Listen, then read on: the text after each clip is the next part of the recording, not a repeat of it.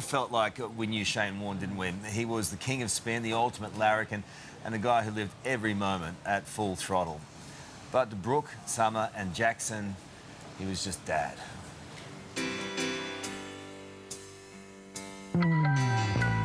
Nearly 4 years ago, the world stopped. A cricket icon, and for many, the greatest to ever play the game, was suddenly gone. Don't let the sun go down on me. From celebrities to teammates, the tributes were endless, but the most powerful ones came from home. And I miss you more than anything in the world. I was so proud of everything you do. I'm so proud that you are my dad. But what makes me the saddest is I will never get to wrap my arms around you and give you the biggest hug and rest my chin on your chest. Shane Warne spent a lifetime building a sporting empire, but he always said his legacy wasn't his 708 wickets, it was his kids. It's like the sun going down on me. Some really beautiful images there, aren't there? And it just reminds you of the man who we all loved so much as the Spin King, but the man who, for those 3 kids, was known as Dad. And now in a world first, they're sharing the man behind the legend through those personal stories in a new exhibition called Warne Treasures of a Legend. And Jackson is here with us. Good morning, guys. How are you, buddy? Thank you for having me. Well, it's weird seeing all of that footage because it still doesn't feel real that it's nearly been 4 years in March. Like, it's gone like that. It's gone so quick. When you look at them, what comes to mind? Just how much I miss him, how much I still wish and believe he should still be here. And I just miss his energy. He was always a presence. Every room you walked into, he just lit up. Everybody wanted to talk to him, be around him. And he just wanted to help people and make people laugh. It's amazing, you know, we've just been through another Ashes, right? And watching it, I just think of your dad. It's so synonymous. Yeah, it is, and especially during the Boxing Day test, obviously he's got so many iconic moments there with his hat-trick, 700th, and he's from here, and now with the statue and the stand and now the exhibition. Everybody that I've spoken to, when they think of Melbourne, especially if they're from around the world, they just think of Dad. Yeah.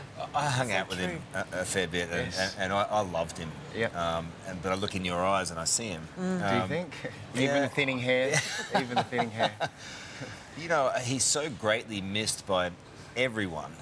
How is that for you to experience? It's weird because to me, yes, and to Brooke and Summer, he'll always be Dad. But I think it's weird because I'm not going through this alone, and I know I'm not the only one that's lost a loved one, but still every single day getting messages of they've been watching highlights of Dad, or the reason they bowl leg spin because of Dad, they've just watched his masterclass, or especially since the exhibition's launched, they just had a look at his exhibition, the gadding ball, whatever it is. People still want to remember and talk about Dad. So yeah, it's nice for me in a bit of a selfish way that I know I'm not going through it alone.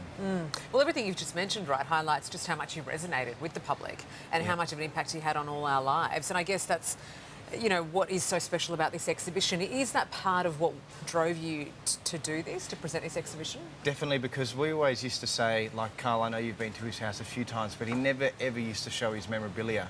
And when me, Brooke and Summer used to ask, why don't you ever share it, he's always just used to say, and it's very humble of him, but he always just used to say, they know what I did, they know what I did, they know my record. So he was never one to show off or, you know, brag about it.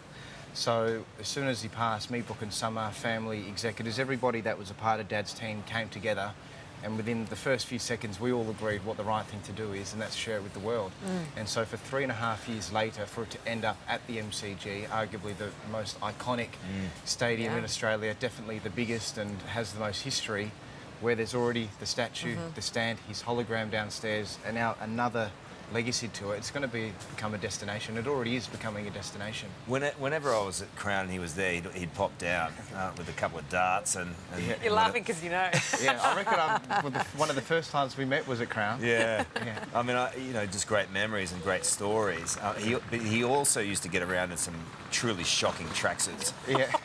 Any of that great memorabilia in there? The tracksuit, no, I think there might be, I don't think there's something from Rajasthan, but the earliest tracksuits you remember, he was always walking around in the later years, his super coach, which was this big highlighter green tracksuit. He loved the Rajasthan Royals purple tracksuit.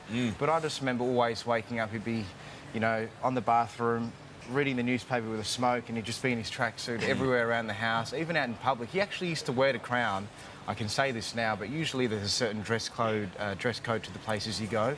He used to just wear his Etihad first class pyjamas because they were just these straight black pants, but they were really comfy. And he used to just get away with it. No one ever said, "Are you wearing pyjama pants?" He kind of actually pulled it off. He could pull it off. He off. was going out with pyjamas and no one knew. Or maybe they did and they didn't say anything.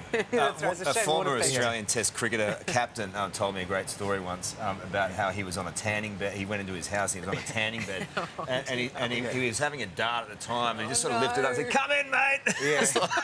Yeah, that was just him, though. Unperturbed. That was just him. Doesn't matter how old he got or what he was going through. He was always himself. He loved always being tan. He was very precious with his hair. Yeah. But even when he became an elite athlete, you know, he was still wanting to smoke. He still wanted to eat the pies. Yeah. And I think that's still why so many people loved him. He was always himself.